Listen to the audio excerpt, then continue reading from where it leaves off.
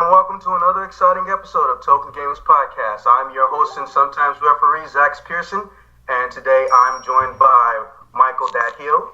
Hello. And our special guest slash interviewee, A1 Mr. Reuben Langdon. Hey guys, how's it going? Okay, well, let's not beat around the bush. As per usual with our stipulations, we don't care what you say as long as you don't get too crazy. But let me get into the questions that I've been accumulating over the time. For starters, what got you into the industry, or more specifically, what got you into this stunt industry, and what led you to end up in the motion capture side of things? Let's see. Well, this started way back in 1995-ish. I wasn't. I was fortunate enough to get called into an audition for a TV show called Bee Fighter Kabuto, which was a Japanese Sentai series, not Sentai, but Tokusatsu, which is in the realm of Kamen Rider and the Metal Hero series that's been going on for many decades in Japan.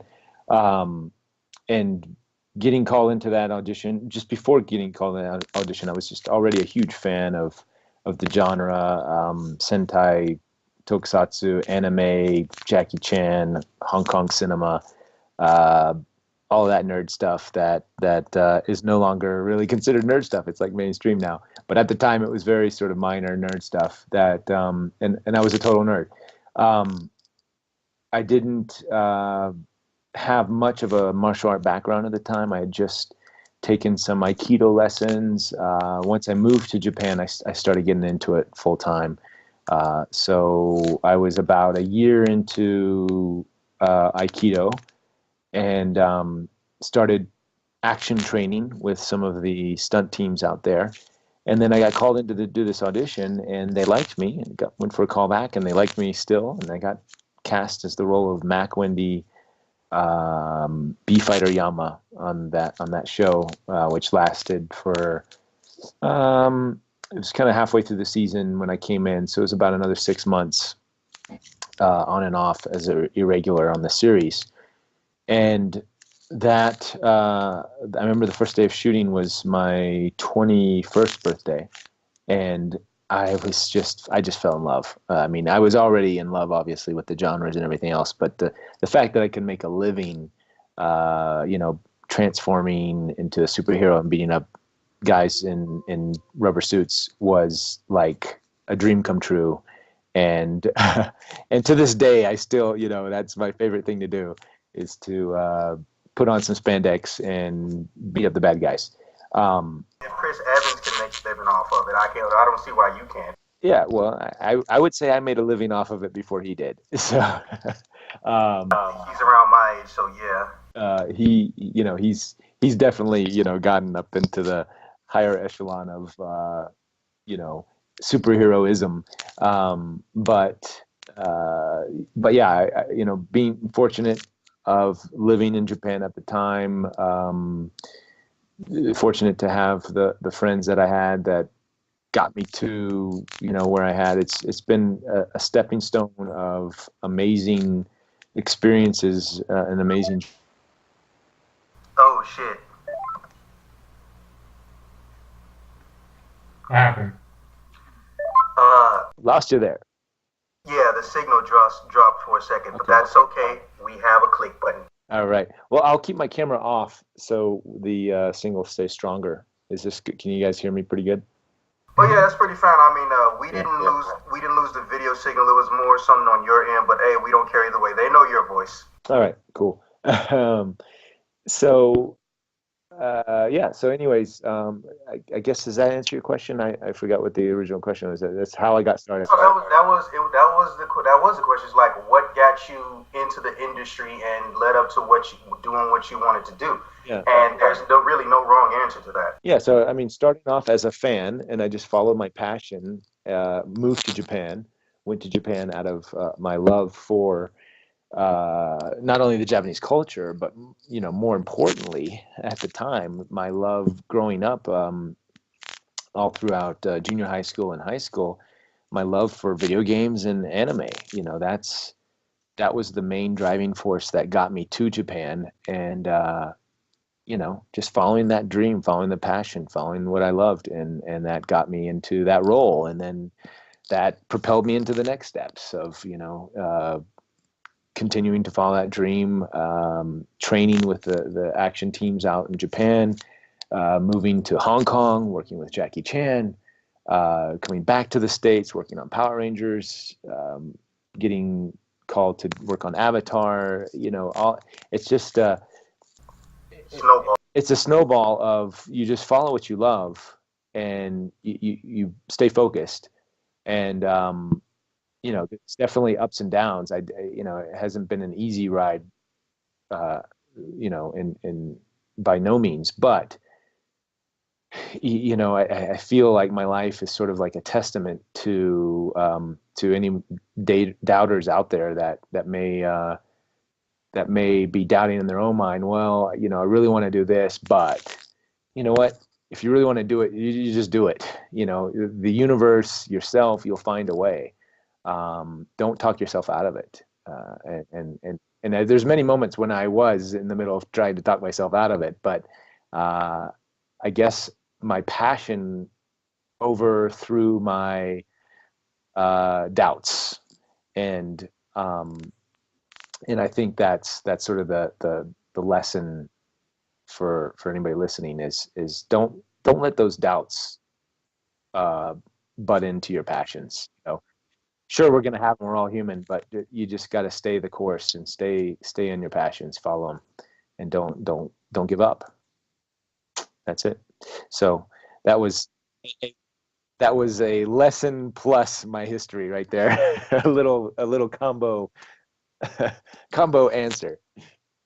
Yeah, that's perfectly fine. Like I said, this runs as long as you want it to, and if you screw something up, hey, I know how to edit. On to our second topic, and I kind of sort of got a bet with this one, so I'm hoping I don't lose anything. What was your favorite project to work on throughout your careers? That's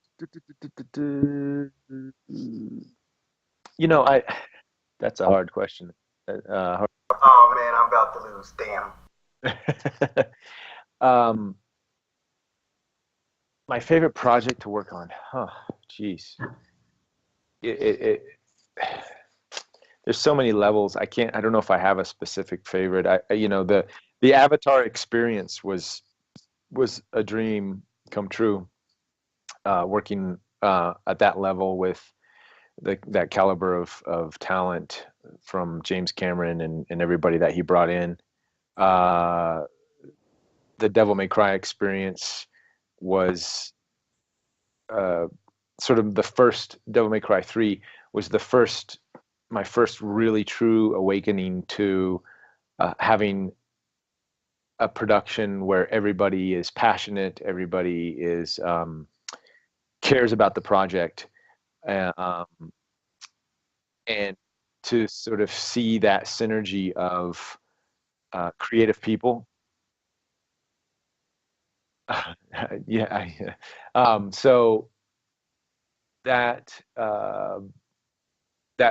sort of same experience I experienced on Avatar. I'd say probably the two most ones I can put in that category. I wouldn't say one is better than the other, but Avatar and Devil May Cry 3, 4 too. I mean, it was the same team. So that sort of any project where you have a number of people that come together for the project, and egos aside. I'm glad you said that.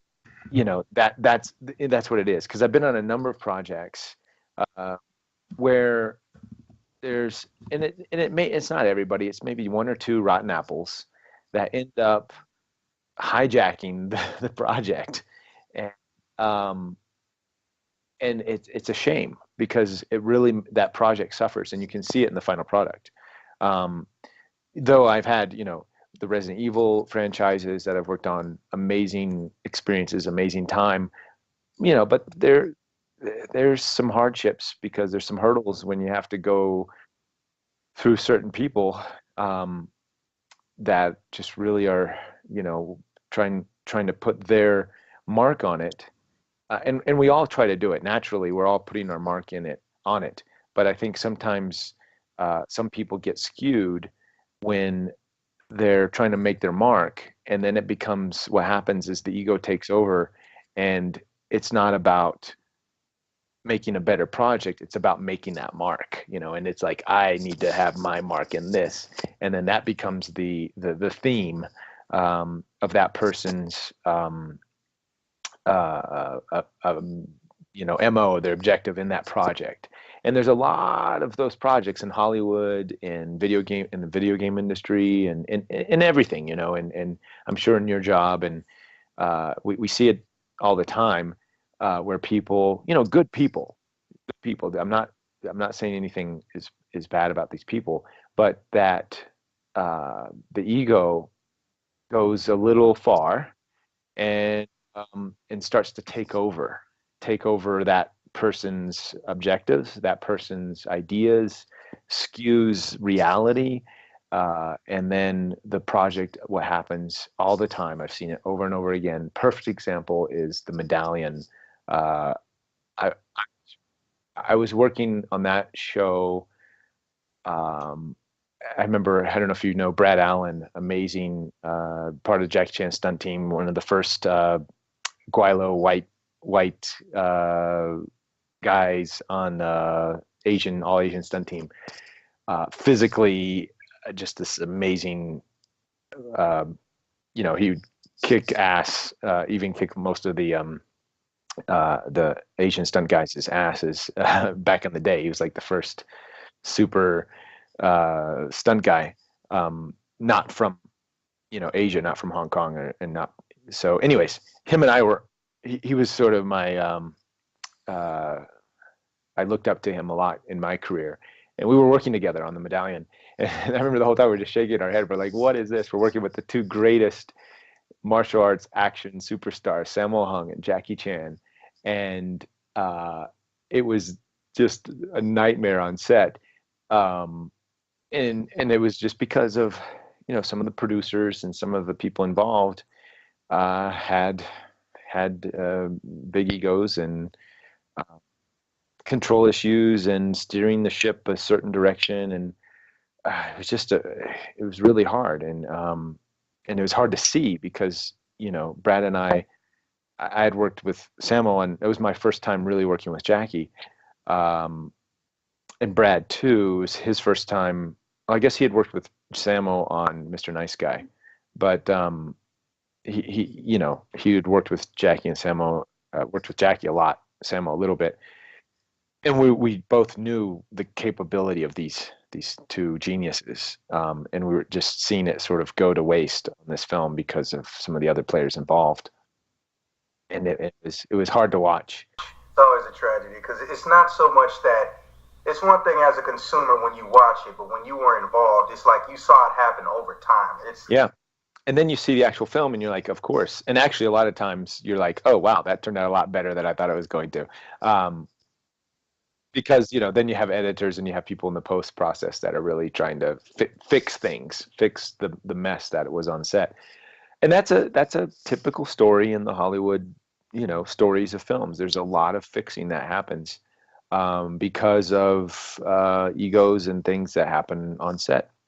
Oh, yeah. I would love to tell you a story about Michael Bay, but... Oh, I don't even want to go there. I don't, I'm not a fan of talking down about people. I like to talk up about... well, he's made a lot of money and he has a successful career. Sure, absolutely. Treatment of certain people, which, again, record his own... There's room for improvement. Oh well, no, we all know Bay. I think I've spoken about Bay in other interviews. I have a lot. I don't know. I'm talking about from legislature. I'm sure you got personals, but I'm talking about personal too because he comes here a lot to film, but behavioral issues are abound. Let me just say that. Yeah, no, I understand, and I have friends. I have dear friends who have been injured on his sets, and that's not. It's just in the way he responds. So anyways, I don't want to go into Bay bashing. We can do that all day. I didn't even have a name, Bay Bag. #Bay Bash. I bet you that's on Twitter. It's probably already there. but yeah. So anyways, Devil May Cry Avatar. It would be a two-parter question, a two-part answer there. Devil May Cry was the first time I got to see truly. It was a smaller group of people, obviously, compared to Avatar, but still fairly large. Where just everybody was just super chill and super excited to be working and love the character. They already, Kamiya-san, who had already created the franchise. We were all in love with that franchise and that the characters and just sort of making the next installment, improving on going. There was a lot of freedom given to Shimomura, Yuji, who is the cutscene director, Itsuno-san, the game director, super stand-up guy. He was very chill and laid back, and was open to collaborative ideas, and in that, and then we were working with, at the time, Lynx Digiworks, which was a motion capture studio out of Japan. And my company, Just Cause, they were very receptive. Capcom was very open and receptive to any input that we had. So it was just a all-around collaborative event that we all got to put in our say, and and we put in our opinions, and some of the opinions clashed, but nobody was attached, and nobody made a fuss, and nobody pouted when we didn't get our way. We just simply said, okay, that's cool, and then when you're in that way, when you're in that mode, you're very receptive to new ideas, to ways, and listening to other people who might be able to improve on it. And there's no authority, so to say. Ultimately, Itsuno-san was the game director, but being such a collaborative person he is, he kept the door open for any new suggestions, ideas, or ways of doing things. And that was it's just such a joy to work with people in that, and that caliber, in that way. And it was tough for me. It was my first time sort of spearheading and acting, as the main character. I'd acted in smaller roles, but that was it was a huge weight on my shoulder. But because I had the supportive team, I was able to pull it off. So that was my first introduction. And then on Avatar, on a much larger scale, we had James Cameron and the producers and everybody else and all the actors. Super awesome collaborative. So sorry to extend that one out. It's a long it's a long answer. Like I said, there is no wrong answers. There's only how much time you want to put on it. There's actually a funny story to that one with Bayonetta, but I guess if we have time later, we'll get into that. Because y'all productions, I found it kind of hilarious. I think his name is, I don't know his true name, but there's a dude who's pretty friendly with the Americans named Hanzo over at Platinum. And occasionally, some of the things he says, nothing bad, mind you, make it back to my ear just because I'm in a position where apparently I'm connected to somebody who's always connected to somebody. Your production with DMC4 was almost simultaneously at the same time as Bayonetta, which I thought was ironic and cool. But no, my production, we worked on Bayonetta. Oh yeah, that's right. So it was right after DMC4. I think we were working on Bayonetta. I even noticed in the credits, like, I don't know why there was dancing in the credits. It didn't entertain me, but I noticed, like, wait a minute, this looks eerily familiar. Yeah, one of the lead choreographers was like the lead choreographer of Bayonetta. I was like, oh, they're using the same people. This is it was Yuji was the cutscene director for Bayonetta, and my studio at the time was heading up the script translations and the casting. I didn't have a role at the time in that one. I just simply took a back seat and was producing. But it was a. Speaking of translation, I don't know who y'all had do it, but they did a damn fine job, let me say.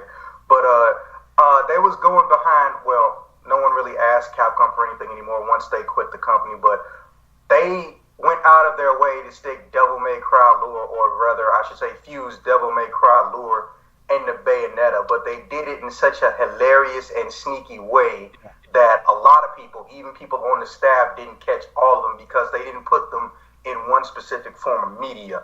And it ends up making a long chain that I have to make a video about, and I'm not going to get into that video, but I'll try to summarize it later on because it's actually really funny. And it ends with Dante being naked, so yeah. Yeah, well, that's Kamiya-san. He was the creator of Devil May Cry, and he went on. He owns, well, he doesn't, well, some of the characters he made for DMC, the DMC world, never had a physical form, or they didn't have a secondary super form that have ever been made visible, like Devil Trigger, Witch Aura, or in the case of Enzo, there's technically two, but at the same time, Capcom has never used their Enzo. Their Enzo never left the black and white stages, literally. He never left the manga, but that Enzo that is in Bayonetta is the same one. There's a lot of little rollover, but yeah, I don't want to bog people down who came to hear about you, because then I'll get nagged at later. All right, so on to our third and probably my favorite question. What exactly would you say that interests you about UFOs and alien culture in general? Do you have a vast history of experiences or just a vast and deep interest? Interesting how a segue into the next question completely outside of the... That's all of our conversations anyway. You should see it coming. Yeah, that's great.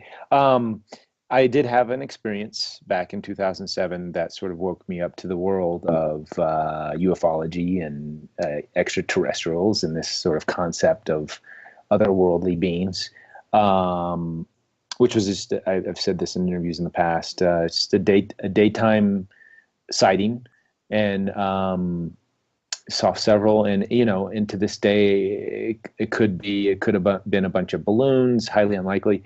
It could have been a number of things, but whatever it was the catalyst for me to start looking into the ET UFO thing seriously.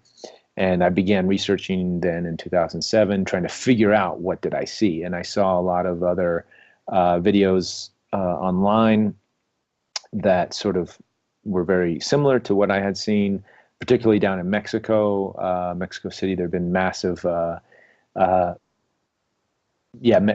massive sightings, and the videos were very close to what I saw. So I sort of continued my research, and for several years, and now it's been 10 years, I've been in the field, so to say, and I guess I'm making a name for myself as a researcher. A ufologist is the proper term for someone who researches the extraterrestrial phenomenon and all of the things that go along with that.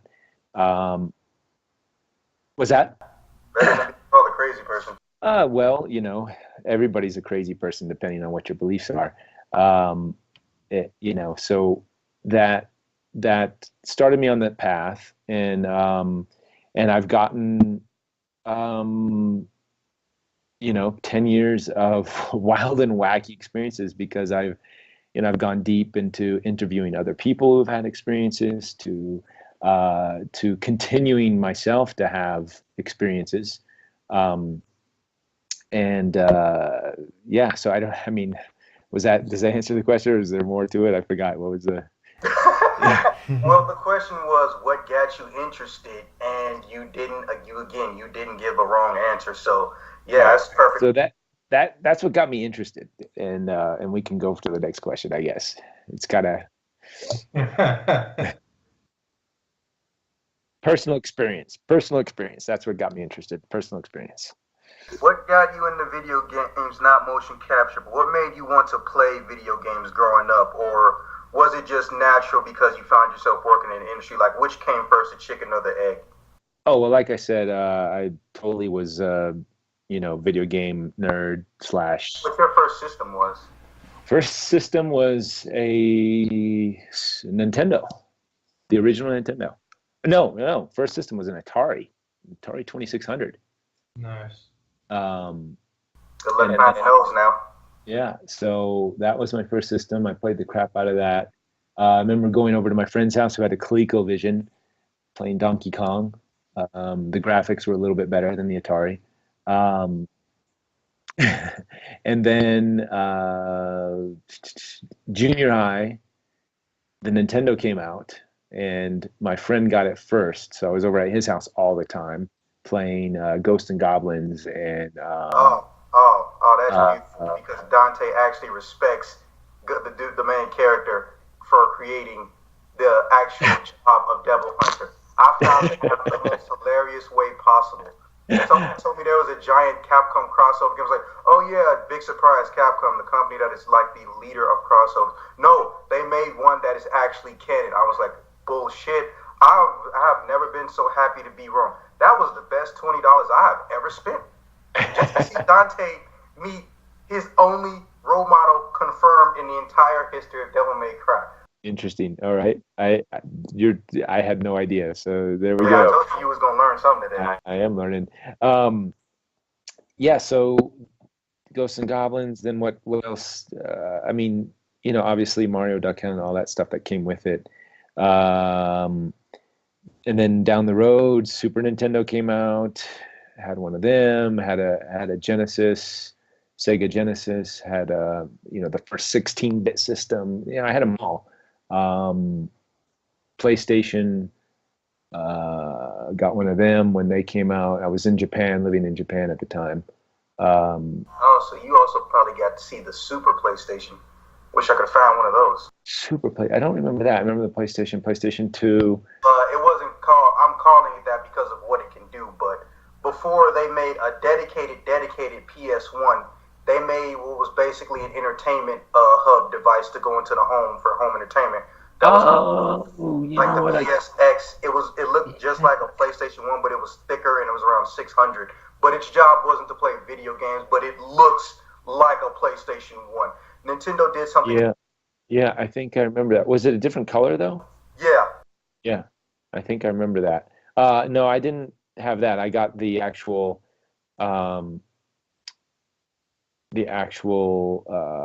PlayStation when it came out. So, but I remember something of that sort coming out. Yeah. So yeah, I've gone through all the systems. The only system I didn't have because it was damn expensive was the Neo Geo. Back in the day. You didn't miss much. It was basically the pre-PlayStation 3.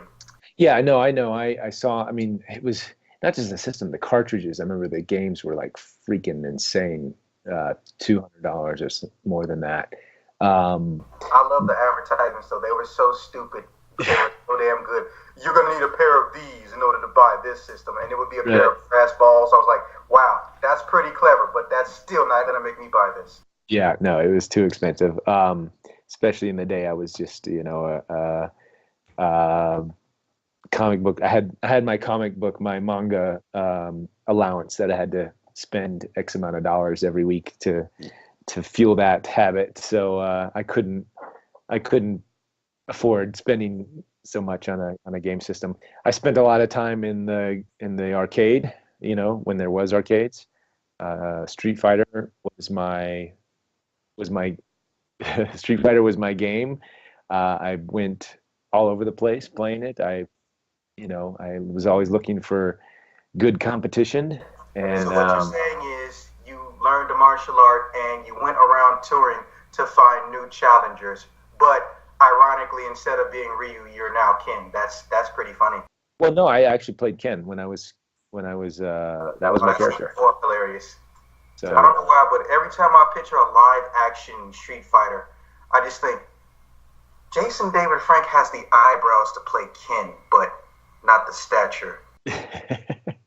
Well, yeah. So Street Fighter having that role is a pretty stoked to sort of embody that role and give it a voice.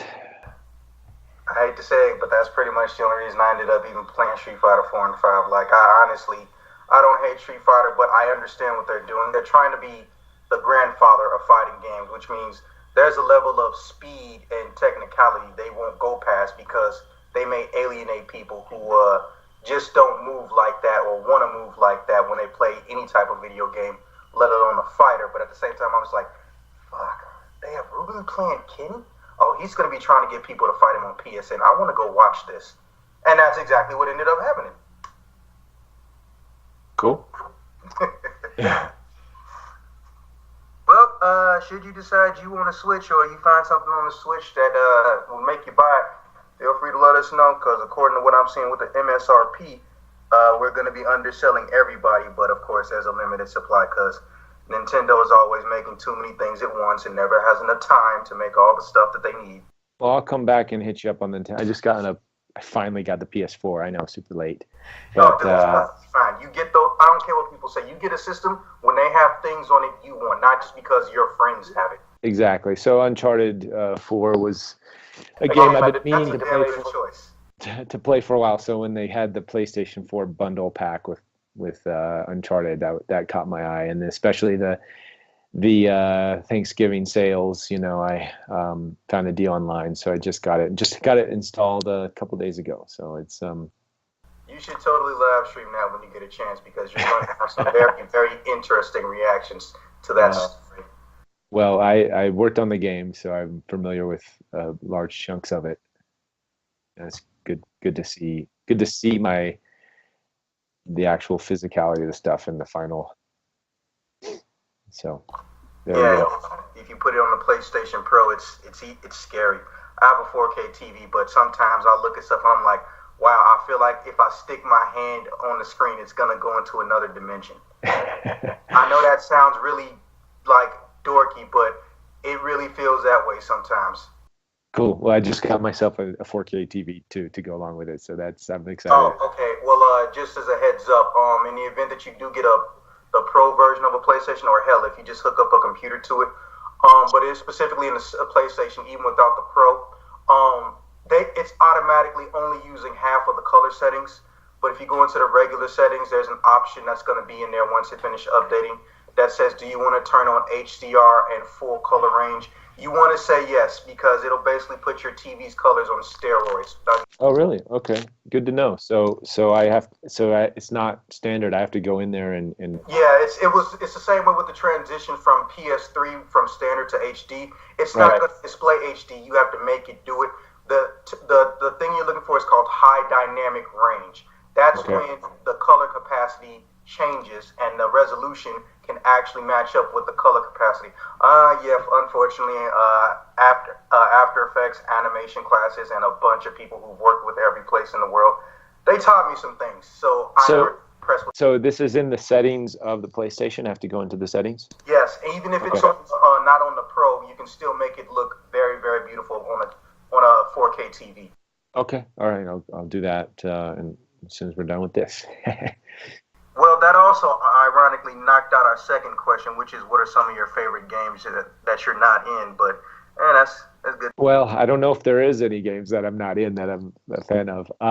No, I'm actually looking forward to what is the sequel to Shadow of the Colossus, the Guardian something? Okay, it was Ico, Shadow of the Colossus, and I know it's talking about the game with the little boy and something Guardian that's been in the works for like 10 years. Yeah, and every time I think about this game, I was like, I think I was in high school when they announced this game with a trailer. Yeah, it was when the PlayStation 3 came out, just was coming out. It was going to be one of the first PlayStation 3 games. Yeah, and then once we heard that Shadow of the Colossus sequel, like everyone lost their minds. But then I think the problem now is that everyone forgot that they said it's not going to play like Shadow of the Colossus. So there are going to be a lot of people thinking that they're basically going to boss rush and fight some giant Final Fantasy 15 type bosses, and only to find out, sorry. Yeah, no, it was. Anyways, I'm looking forward to that game. So that. Yeah, that's. I heard it's coming out very soon. Like. No, I'm into like the title of it. Like I can't think. Oh yeah. Phil, you need something to do. You should look that up for us. Guardian. I don't know. Anyways, so yeah, really looking forward to that. Shadow of the Colossus. Those were awesome games that I was not in. Flower. I mean, and what that whole series from the Santa Monica studios. What was the name? Well, I guess what was they created they created Flower. They created what's the other one? Beautiful game, beautiful game. You can buy it in the PlayStation 3. It was like the 3-pack. Flower, Mist, and something else. I know the studio, and I know 2 of the games, but I don't know the third one. Yeah, I know you're talking about. People sleep on those artistic games, like So those I like. I like games that are sort of out of the box. I have a good recommendation for you, and it's not even $10. If you get a chance, whether it's a PC or a PlayStation, you want to look into a game called Transistor. Transistor. Because Transistor, well, besides kind of sort of being like Tron, they took the alternate approach, where instead of humans fusing with the digital world, it's more on the lines of humans if they coexisted in a digital world. And it's really beautiful because they somehow found the perfect way to blend that early 1930s life with what we could perceive ideologically as the year 3010 or 15. Like, I didn't realize until my second playthrough that I wasn't, well, how to not spoil this. Yeah, don't spoil it. Never mind. I got it. Transistor. What? Transistor? Is that what it's called? The game we were looking for is Last Guardian. Last Guardian. There we go. But yeah, Transistor, I'll say this though. I didn't realize until someone told me that the main character you played, the weapon you fight with, it's not actually a sword, it's a USB stick. That's how well they fuse things together. Nice. All right. Well, I'll check that out. Other games that I'm fans of, obviously the Zelda games. I'm looking at a trailer right now of the new Breath of the Wild, which we're going to have for $50 instead of $60 permanently. I'm happy to know that. Looks pretty amazing. How much is that? The Nintendo system? Well, the record is on. I cannot officially exclaim or imply that I know anything relating to the United States of America's North American price on the Nintendo Switch. Otherwise, I could face legal recourse against Nintendo. All right. There you go. All right. So anyways, I don't know. The only game I would probably play on that system would be Zelda. And I don't know if my, what do I call it? I don't know if I could spend the time to focus and play that game just for that system. So I might wait. I may wait a little bit. No, it's perfectly fine. I can tell everybody, like I said earlier, you get a game and a system when you know you're going to want it or you got something to do with it. Right. But as far as games go, they've done exactly what everyone fucking wanted them to do. They found a way to get the open world of a GTA into a Legend of Zelda, which is really how it should have always been. Right. Wow, cool. That's good to know. The ways you can die, it's really hilarious because people don't want to die in a video game normally, but some people just like experiment. You can get killed by a brush fire that you created if you just are dumb enough to stand still. As you should in real life. Except you live in California or places that have extreme dryness, don't set anything outside on fire. Please. You will become a douche. Yes, please. We you're coming from Chicago, right? Where are you coming from? Yeah, born and raised. All right, nice. I might be out there in a month or so. Well, we also got conventions down there if you ever want to be a guest out of this. Yeah, throw my name in. I'd love to do some conventions out there. I've never, Detroit is probably, I've never done a Chicago convention. Detroit was the only one I've done semi that area, Oh yeah. Oh, here's what the Youmacon. They're a little bit how to put this. Some of your friends who I can't say here, but back when I was working there, some of your friends who we can't really say right now, they had this bad habit of not so much disobeying rules. They're nice people, but disappearing, which is always bad. When you say some of my friends, you mean some of the other guests? Yeah, but ones that ones that you know or know personally. Okay. Would they happen to be happen to have worked on a show called Power Rangers? No, it would be more along the lines of you've seen him working on other stuff. Here's a really, really tall ham, if that helps any. Tall ham. Okay. All right. We won't name names. Yeah, but basically, so they have a bit more restrictive nature when it comes to getting to see things. Now, in the realm of Illinois, every time you turn around, a convention shows up. Reed Pop, I don't know if you heard about them, but they do a lot of conventions, especially the bigger ones that get Hollywood to come through, A-list celebrities. They have a base down here. So when they want to do anything and get anybody, they get them, whether it's Stan Lee or the little kid from Walking Dead. Actually, both of which happened, and they were in the same place at the same time. It can be done. But also, on the anime convention circuit, or as they're more commonly known as, one of the bigger people who do things, Maps is always looking for people. The problem is that since Maps, even though they're not new, a lot of I don't want to say ranking, but voice actor or cartoon related people don't know where or how to contact Maps directly to even say, hey, I wouldn't mind coming to a convention, or hey, you can put me on the convention circuit if you want to, because they don't know what Maps is. They just know the individual convention with anime, but they don't know that some of them are networked all around. And again, because I'm well connected and worked at a few of these things, blah, blah, blah, I know those people and I can make some calls, or hell, just pass around information. Usually, though, or preferably, I only do it with permission. I will tell you this, though, if you do go, you got my permission. Make some calls, pass my name around. If you do go to any of the Illinois conventions, see if you can get there 48 hours early. Not because I want to go and have drinks with you and whatnot, but because there's a soldier that we helped, well, not heal, but a soldier, a friend of mine who joined around the same time as me. We pulled him out of depression after he lost a chunk of his arm. Not so much with video games specifically, but with video games you are in. I would love for you two to meet each other, but I don't want him to know that you're coming.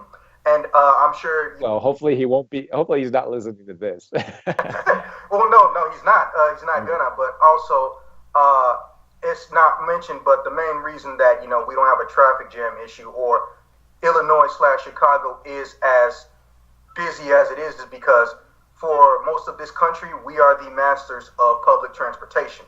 We've made it cheap, and we've made it able to get from one end of the city almost to the farmlands. Yes, Illinois is full of farmlands for under $3 to $4. So even if you don't want to see the city, if you just want to get around away from people, I can promise you there's a lot of stuff. And then also the Rosemont area, which is pretty popular for the convention. 2 years ago, they had a $5 million renovation. They have bowling alleys. They have the first 4K movie theater in Illinois in that area, and they even got a comedy club, and they got a restaurant that has a built-in bowling alley. Like, you can definitely have some fun without having even touched the convention. And then there's the water park convention. Don't get me started on the water park convention. I love that. Right. Well, throw my name in the hat, and I'd love to come out there and see you guys and go to I'll definitely. And meet your friend too. That'd be cool. Yeah, and he'll assuming a certain Orange Man doesn't get us killed, me and you gotta hang out again, at least before one of us dies, because it's been too long since we got out the base together. Absolutely. See, Hill's all over the place. If memory serves, he's from California, but the base he's on is in North Carolina. All right. I'm down in Illinois, and we met in a whole different fort, but now I'm in the middle. Well, I'm not in the middle. I finished re-enlisting, which my boss is sad about because I closed so many deals. He knows he's gonna go into a slump without me. And I changed branches, so next time I see Hill will either be A, on a battlefield, or B, on a stretcher. Well, let's not make it either one of those, and pray that we don't have any more battlefields or stretchers for our enlisted men and women out there. Mm-hmm. Yeah, we like being home around family and people. Exactly. Let's keep it there. That being said, I love going to see other countries and learning other stuff about other places. Yeah, it's a lot better to do it when you're not in a war zone. So. Yeah, like my dad was not to go on a history about myself. I'll keep it brief, but my dad came out of W-2, and he went in, for lack of a better term, during the worst of it, and with the worst possible skin tone you want to have as an American citizen going into W-2. So he got it on both ends, but on the inside, just because he grew up mixed in general, he understood that, okay, I'm not going to let these individual jackasses ruin an entire race or an entire people for me. And he passed that down to all of his kids. Unfortunately, though, lessons like that aren't as easily learned with these millennials these days. But at the same time, I don't let, what certain people think about an entire race ruin culture for me. So I've always had that natural exploratory nature. Like, the only thing I truly regret about my first tour or first term of duty was that I saw more bases than countries. But, I plan to fix that in the near future. All right. Well, very good. Very good. Yeah, I've heard good things about New Zealand too. It's on my list. Yeah, free healthcare. Anyways, just to get back on topic. Our next question is, what was the process like becoming Dante, or rather, how did you end up landing that role? Because of all the stories and conventions I've bumped into you at, I don't think I've really heard too much about how exactly you got the role, or did you just walk in and get it? Kind of walked in and got it. No. I wouldn't be mad either way. No. So my company at the time, Just Cause, we were pitching to Capcom to use Western actors, native English-speaking actors, to do the motion capture and the voiceovers. At the time, Capcom was... With Canada? Was that? Say again? Well, yeah. What they would do is they would do the motion capture with Japanese actors in Japan, and then they would outsource the VO stuff in Canada, or sometimes in the States. It depended. But so I was, my company and I, my partner and I, we pitched to Capcom and some of the other game companies to hire Westerners to do the motion capture and the voice, which now has turned into sort of this kind of the mainstream way of doing it, full performance capture. We didn't have, at the time, the technology. The studios didn't have the sound capabilities to record the sound, good audio quality, at the same time, which now it's sort of the norm. But I think we were the sort of the pioneers in pitching that way of doing things, and Capcom was very receptive to that idea, and we made it cheap and affordable and accessible. At the time, the game companies in Japan didn't know how to go about casting people from the States without having to pay an arm and a leg. They would reach out to some other regular casting agencies, and those people would mark up a huge markup and charge them all these fees.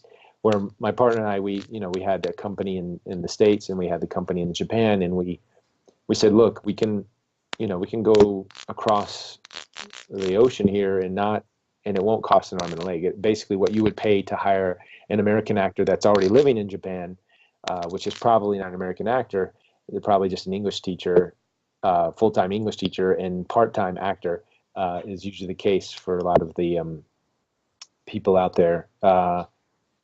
So we sort of pitched to do it that way. They gave us Resident Evil Outbreak as a test, and they really liked how it came together. They had already recorded, or they had already cast the voice actors, but they liked the motion capture. So we casted out of the States. We casted 4 actors, I think, 3 or 4 actors, to do the motion capture, and for several characters. Went to Japan, had a couple of days of mocap. Turned out well. They liked it. So then Devil May Cry was sort of right there on their list of things to do. And they said, well, we've got this other project called Devil May Cry. Would you be up for that? And hey, by the way, Reuben, you look kind of like the main character. Why don't you audition for the character? And I was like, yeah, I'd love to. So I auditioned for the character, and then I did one audition in Japan, and then a week later I was back in the States, and we were auditioning for all the other characters. But they also wanted to see other actors for the role of Dante. So I called in several actors to audition for the role, and at the end of the day, they still liked my audition, and ended up picking me. So there you go. So it was kind of like they offered it, but at the same time, I still had to go through the routine. I auditioned like other people, and it was still the same thing. I think me having looked looked like the character helped in some ways, but I brought in people who also looked like the character, so it wasn't just me that looked like the character and I got it just for my looks. Your words, not mine. Exactly. So yeah, anyways, that's long story, but that's sort of how it came about. Now, this is technically not off topic, but it's off the questions. But have you ever been in the same room as Drew Combs yet? No. I've never met him. I don't know him. Obviously he did an amazing job with the first two installments. He brought that character to life, and forever grateful for his work. And so no, but I have not met him, and yeah, I'd love to. Yeah, I'm gonna fix that, especially since y'all two in the same state. Yeah, I think I still got that agency in my number. Anyways, that's actually pretty interesting. I did not know that, and there's not much about DMC I don't know. Let me see here. Then again, I always ask Kami some questions, so that's probably why I get more information than most people. Let me see what else we got left here. What was the... Oh, nope, did that one. Oh, yes. This is the one I get the most emails about. Let me see how I can phrase this. What would you like to see next happen with the Devil May Cry franchise? Obviously, instead of just saying 5, like more detail than, I would like a 5.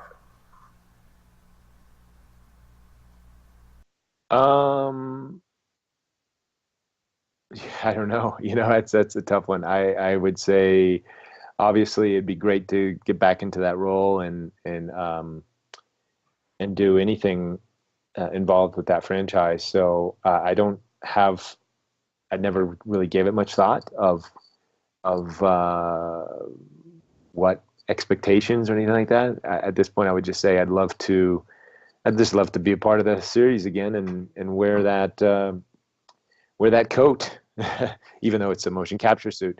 But yeah, I don't know. I don't have any expectations. I couldn't say. I just say I just love to get back into that role. It'd be awesome. That's almost a damn shame. Why? Why don't you tell me what would they like to see? The fans want to see every single character that was in Special Edition more fleshed out, and I mean that in the literal sense. I don't know if you know this or if you've noticed over the years because of the transition from 2D to 3D, but Capcom reuses, for lack of a better term, action assets. So almost all the characters' moves were either from the other characters already in the game and they're not unique and original, or they're really, really old Capcom moves. Don't get me wrong. Sometimes it's cool, sometimes it's okay. But remember, these are the kings of copycat / also known as palette swap characters, Ken.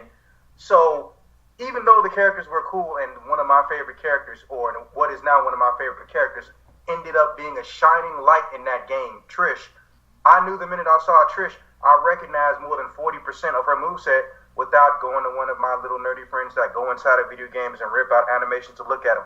She's doing spinning bird kicks, she's doing lightning legs, and she's doing about 4 different Chun-Li moves. Then she's got a lot of the Devil May Cry 1 stuff, but that's perfectly fine because no one's seen it in a long time. But what a lot of people noticed was the chance for potential. Not just the modders and hackers that go around and change things. And to be more specific, I mean, they noticed the possibility of finally getting more than one play style, not combat, not technique skill list like Dante, but play style when they played the game. Because originally, well, we kind of all thought, it'll be a palette swap and it's really just Dante play style, but with only one style. But the character's button layout and action commands warranted differences.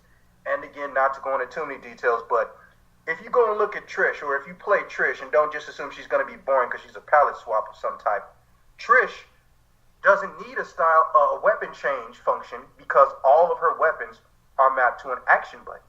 And since she's the only character uniquely like that, she can actually make combos that theoretically you wouldn't see unless you were closer to a game like maybe Bayonetta before you got an extra weapon where you didn't have all your weapons on screen at once. She can do that, and that's a rare technique to have. Not to mention, she actually has a trap functionality. I'm not sure how it comes out of her foot, but she can actually make an enemy stick in place, whether it's on the ground or in the air. So the potential to do certain moves and combos, and I could show you some frightening combo videos, with Trish alone are very unique properties, especially since she has that Scorpion-style get-over-here mechanic that actually doesn't even do damage. It's just literally meant to pull people in because Trish's range is garbage. That was smart technical thinking on whoever designed hers, whoever did the combat animations part. And I'm sorry to sound technical, but that also speaks to my unusual background with both physical and digital action choreography. But that was really smart. Because here's a character that is in a game where people can dash around the screen, air dash, all this other crap, and her moveset is basically DMC1 style, which means all she got is the roll around, the jump off and jump off enemy's head. But then when you give her techniques like those, you automatically give her ability to stand out on her own, even if you don't just abuse her little giant beam cannon. And I appreciated that because that created a big level of depth that no one thought we would see with Trish, just going off of what happened to her, unfortunately, in Devil May Cry 2. Yes, she was a secret character, but not many people played long enough to find it, and they basically made her a Chun-Li clone, which wasn't really all that bad of a thing, but they didn't really utilize both her weapons simultaneously. They gave her the option to put the weapon down, but no one really figured out how to do it, and you didn't have that. They fixed that, the one true problem with Trish in that whole game, among many others. But then when you go down to Lady, well, it's the gun functionalities, but with explosive mechanics. You know a lot more about this than I do.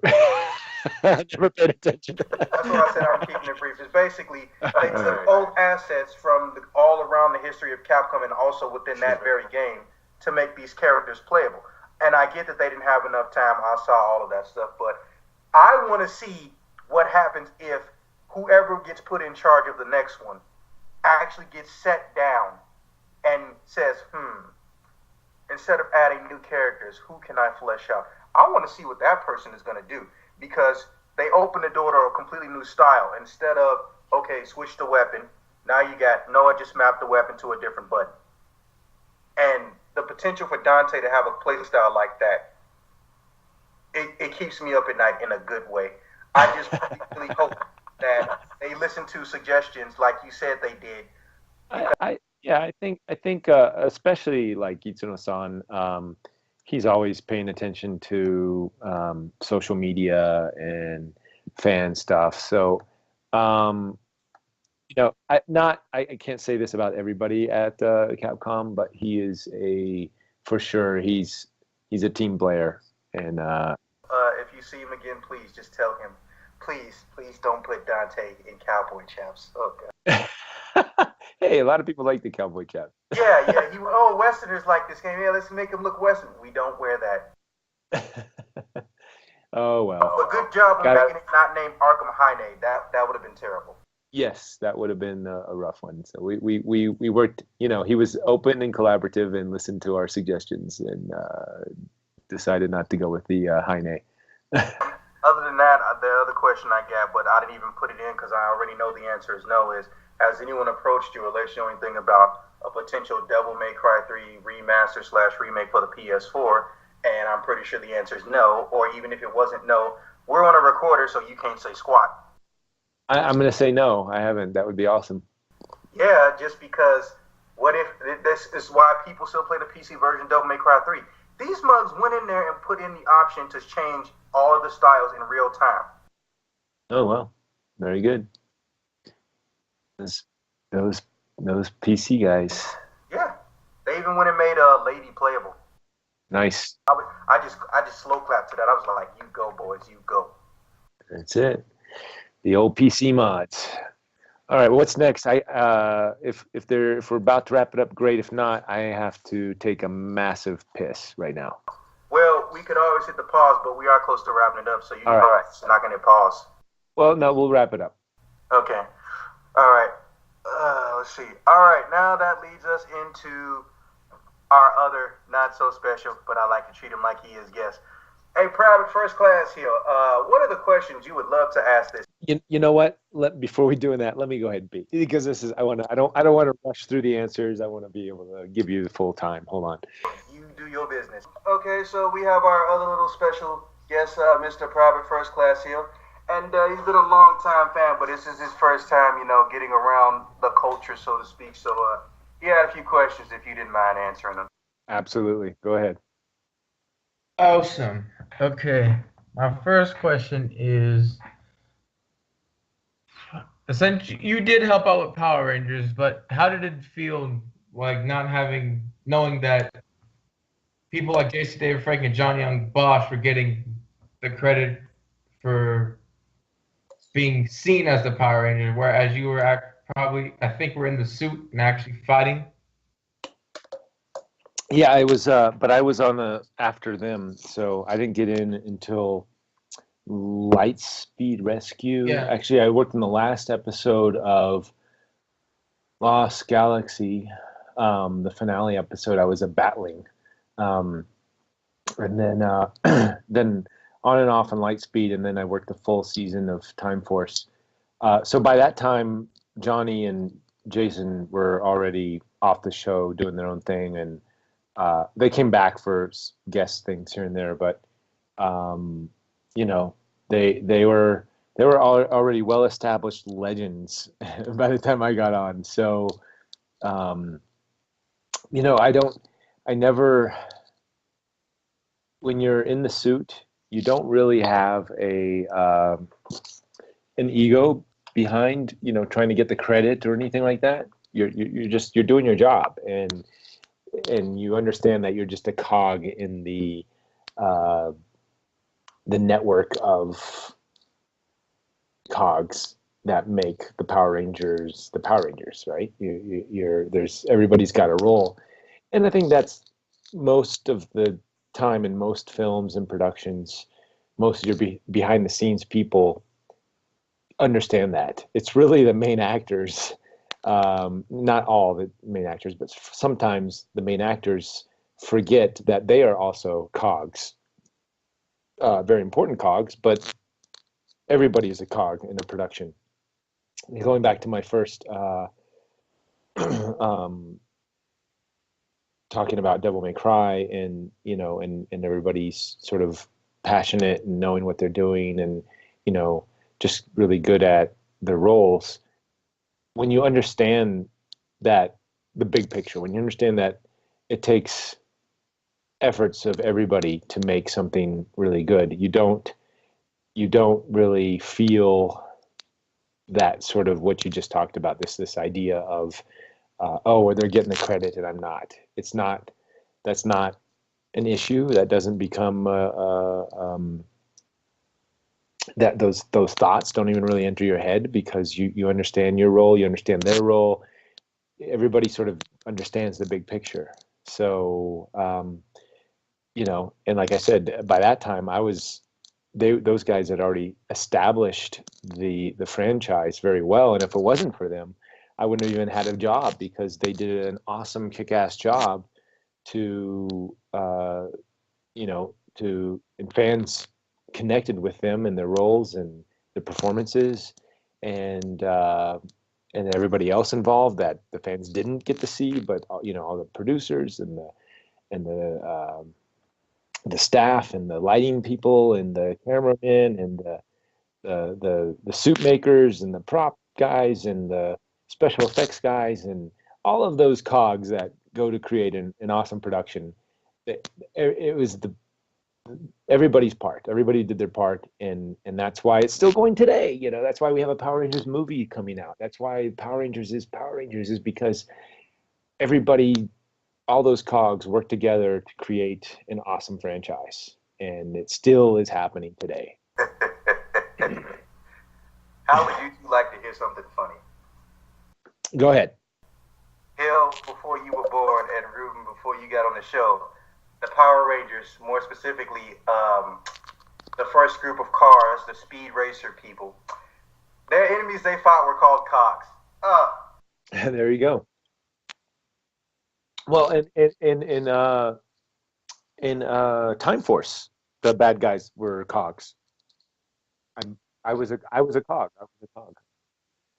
In Time Force, the whole season, I was a cog. Hey, and there's nothing wrong with being that. I mean, I don't have a crap career, but how to put this?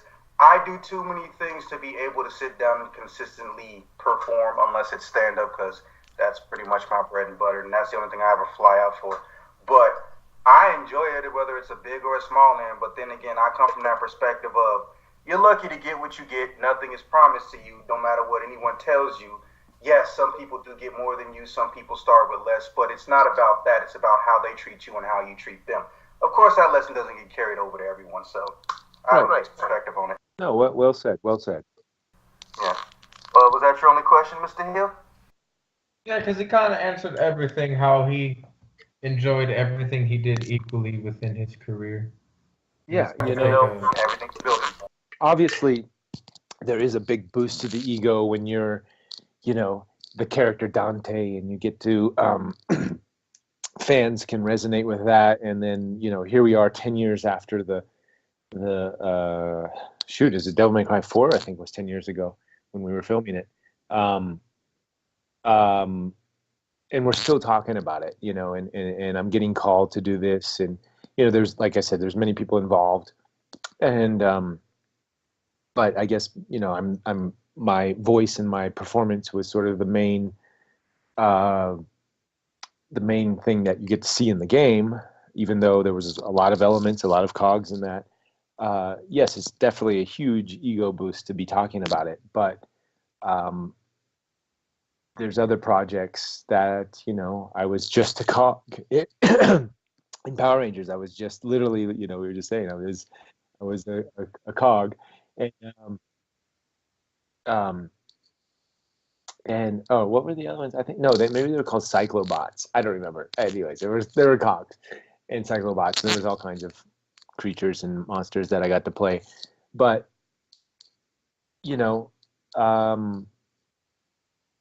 when you can see the big picture, and that's the way I like to look at all of life. When you can see the big picture of things, we are all cogs in this universal epic play of life in Earth here, and it's there is nothing would exist if there are no coincidences. There are no small or large or bigger or smaller. Everything has an equal importance. And when you can realize that, and when you can see the importance, even though it may not be right in front of your face, but without those small, so-called, what we label small things or insignificant roles or whatever it is, whatever we label it is, without those, we would not have the other thing. So all of it is important. You can't have light without the dark. You need to have both to have the contrast. You need to have, it's not this or that. It's this and that, really. So again, a long-winded answer to your question, but like you said, encompasses all. I just thought of one more thing. Sure. Which one was your favorite Power Rangers series just to sit back and watch? Time Force. Including Super Sentai. Time Force. Time Force is nostalgic. Yeah, I mean, it's what a great from the writing to the performances to the budgets. They had more production values, everything. Time Force. What a great opportunity for me, because that was the series that I was involved in. Every episode, the entire season. And I'm not just being biased because I was part of it. It still holds up today, and I think fans talk about it. Yeah, it stood up just because it was one of the few times in the entire history of English Power Rangers, and well, no, I'm about to sound old as fuck, but it was one of the few times where there was genuine character development, and I don't mean a character had a problem in that episode and time elapsed, it gets resolved in that episode. No, there was genuine character development. The lead ranger had to put aside her ego to let the new pretty boy to make sure the rule of law with Power Rangers doesn't get broken. Red Ranger runs everything. And then also on the flip side of it, we had the personality of Daniel Southworth. I forget the character he played. Quantum Ranger. Yeah. Yes, that man had the meanest grudge. Yeah, like he went through not only basically being Vegeta in Dragon Ball, but he basically went through a whole phase of understanding that he can still be serious and important, but you know, if there's a line you cross and you become a danger or a hazard, even if you don't trust people, you can become self-destructive. Now, mind you, he still kept some of his personality, but that goes with the theme of things. The Sixth Ranger is uniquely always different in some way, shape, or form, but at the end, there was character development, and he grew to understand his place and how to be a team player, quote unquote. But if you look at almost, what am I saying almost? If you look at every single season before that, which I saw because I was young enough, there wasn't any character development. It just, things happened and people acted identical to how they were. There was no change in anything. They either just got older and weren't a lead ranger and went to a different color, and that was it. And you got more character understanding in like the first two seasons just because they hung out in that milkshake bar or energy juice place that never really got explained, but it just existed. It's like a mix of both. Like, if it wasn't for Bulk and Skull, say what you want about their characters, but the majority of the reason we know those characters' personalities is because of interactions with Bulk and Skull and their reactions to Bulk and Skull. And even though they've been in high school, let's be honest, a billion times, if you notice, after those first two seasons, you almost never see a teacher again unless it's secretly a villain or secretly a Power Ranger. So it was even more in the supporting cast realm of things. So I picked up on that instantly, and then, well, I guess maturity kicked in, or rather taste kicked in. I know somebody's going to kick me later for that. But after Time Force, I was like, well, screw this. I mean, they built all that stuff up, and then they just went back to nothing. What the hell is this? And then, of course, Disney bought them, and then Disney didn't do a bad job, contrary to what people like to think. It's just that Disney cared more about, obviously, the merchandising than they did any form of a halfway decent story. But given that being said, this is a show that, much like American Idol or any reality show, when it gets to the new season, a new season is basically a reset button. So you're going to have to tell those old trophy stories by default. That's just the nature of the beast. But I know that the character development literally never shows up again. And I was like, I'm either going to go to the Japanese version because I heard that there's a group of what I can only describe as Weeaboo Rangers, where the Power Rangers are insane mentally. They're not Power Rangers. They just think they turn into Power Rangers. And they even shout out Grand Delusion before they transform. And somehow reality just fixes itself. But they themselves think they did something. And that was hilarious to me because that sounds like if Saturday Night Live made Power Rangers. And after that, I think my ceiling went too high. But that being said, I don't want the new movie to suck, but it's gonna suck. I've already heard some sucky things about it. It's a rip-off of Chronicle. Go watch Chronicle. It's the same thing. You can get a better.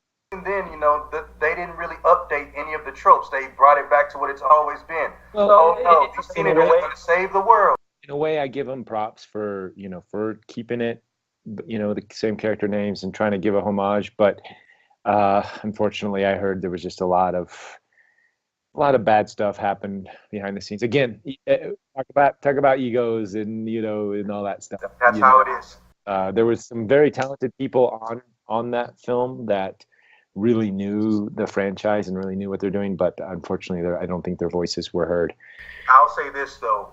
This is either going to mean one of two things. One, the next movie is going to be great because they realize that they made a bomb, and the reason they made a bomb is because there were too many hands in the pot who didn't really care about anything except the dollar bill.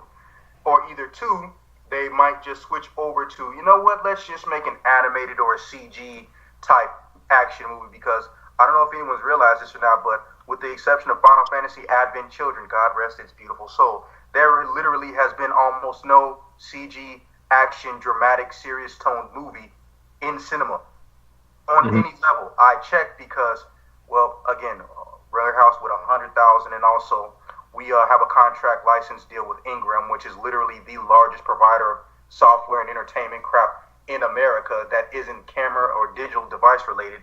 And even they know for a fact they can't find more than 3 titles where it's been a serious, dramatic CG action. And I don't know if you've seen Final Fantasy VII Advent Children, the movie or not, Reuben, but I have. Of course I have. there literally is nothing else like it. And I'm sitting there thinking to myself, they did this just to make sure that they could revitalize a franchise that they weren't sure if people were still going to remember or cherish. That was the actual reason that happened. And then here's Hollywood. They love money. They love saving money. You realize if you just pay a CG studio, like you do Pixar and all of them, to make characters into action, and then you don't even have to animate that much, you just put them in a mocap suit, not only are you going to put or possibly create a new genre and get some new types of Emmys or Grammys or whatever they get, you are going to expand the scope of 3D animation back to what it was in the 90s, back when you could do anything because the potential was limitless. You could have children's shows that spoke to adults. I know I've met 30 and 40-year-old adults right now who enjoyed Reboot because Reboot was literally one of the first of its kind. Then they went into Beast Wars. It was basically Transformers but 3D, but the stories were dramatic and serious. There were love interests, and it actually had a deeper philosophical meaning, even though they were placed in a prehistoric era. And then when we got to that, I want to say Toy Story 2 era, or when we got to where any studio that did 3D animation or specialize in automatically gets bought up in their first 2-3 years, it's like it literally doesn't exist. Like a CG action movie just doesn't exist. And the few times they've been done, of course, they've been. Well, no, we have Tintin. That was a kick-ass movie. I'm going to have to look it up just because you recommended it, but I have not seen it. And not only did I recommend it, I was in it. Avatar, you know, I heard that one sucked. I didn't go see it. But it didn't suck because it was a bad story. It sucked because there was no point to it being or having that level of computer-generated graphics if they weren't going to utilize it. There was almost no fighting. It was a good dramatic story, but it did not need to be in CG. And a lot of people, especially given the fact that, well, like always, trailer influence, a good editor versus a bad movie. Same with Suicide Squad, good trailer, bad movie. They overestimated what people's expectations were. And a lot of people thought we were getting, the second coming of Final Fantasy VII Advent Children, which we never got, and still haven't fucking gotten, really. And it's really just been almost, I think, 4 to 5 movies. And that really makes me feel sad on the inside, especially since technically I'm in a position to do something about it. But also, I don't have time like that. So that's why I've got no problem trying to, do the little 2 to 3 minute action sequences that have gotten really popular with stuff like Death Battle, which Dante won his Death Battle, by the way, and taking game characters or just characters around them and making them fight, because no one else seems to want to touch this in mainstream media. No one wants to touch CG, masterful grade type Hong Kong style action or fancy action, and I don't understand why it's always relegated to video game cutscenes and YouTube. But it's better than nothing. Well, there's I don't know if you've seen the Resident Evil film. There's a couple of them, two. There's another one that's been announced. The CG one. The CG movies. Just because they finally put them in a haunted mansion. I was like, you go, Capcom. Right. And there might be, there's obviously the role of Chris, which is in that trailer, which I don't know if I can say I might have a part in that, but again, I told you we can edit anything you think you're not comfortable with. But the trailer is out, and I've been playing Chris for since Chris has been doing motion capture. So I'm just saying. Just so more than 10 years since Resident Evil Code Veronica, since 1997. So we're talking 20 years I've been in the role of Chris. So it would seem like I would probably reprise my role of Chris in the next movie. I'm just saying. I enjoy Roger Craig Smith's voice, but man, if there ever was a dude who pulled off silver hair so well, I've never seen someone do that. All right. Well, I got to get going, guys. I appreciate the talk. Yeah, fun? I mean, that was pretty much the end of it. We definitely enjoyed it. I'll be sending you a quote-unquote hard copy of the audio too, just in case you think there's something that you don't want to do. But that being said, I'm going to just say this. Can I just get you to say on here, I would really like it if the next Devil May Cry had co-op, because I want that to go viral. You don't have to, of course. No, I can't. I don't know I don't know if that would. It's not my thing to say. Yeah. I said, it would be nice if it did. Oh, well. All right. I don't want to step on anybody's toes. Fair enough. Fair enough. I don't twist arms. All right. Well, I definitely appreciate this. And, if you ever find yourself randomly bored on a Saturday night, which theoretically you shouldn't, you live in California, we do regular normal people podcasts where we talk about anything with particle physicists or bodybuilders about life, world, and, of course, video games. I know a lot of people. So if you ever just want to jump in on it, or if I get any more convention information, which will probably be before the end of December, I'll be sure to let you know. I appreciate it. Thanks, man. All right. All right. Thank you very much. All right. And Private First Class Hill, you can go ahead and go to parade rest, homie.